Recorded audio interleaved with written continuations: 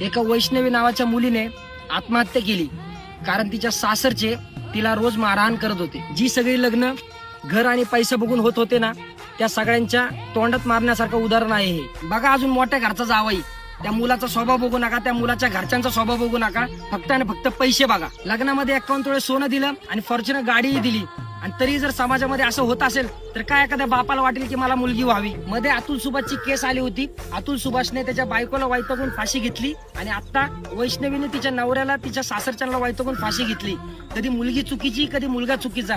पण मला असं वाटतं, जर तुमचं जर पटत नसेल लग्नानंतर तर तुम्ही डायरेक्ट डायव्हर्स घ्या। आपली मुलगी लग्नानंतर आपल्या घरी येऊन बसली म्हणून आजूबाजूची लोक नावं ठेवतील या जर टेन्शनने तुम्ही जर सासरच्यांचे पाय पडत असाल तर सरळ चुकीचं आहे। तुम्ही त्यांना किती जरी पाय पडले, ज्याला टिकवायचा संसार ते टिकवतो, ज्याला टिकवायचा नाही ते नाही टिकवत। तुम्हाला सांगतो, लोकांचा अजिबात विचार करू नका। आपली सोन्यासारखी पोरगी पहिलं घरी घेऊन या। लोकांचा विचार करत बसले तुम्ही। आता किती मोठा तमाशा झाला। आता अख्ख्या महाराष्ट्राला कळालं काय झालं तुमच्या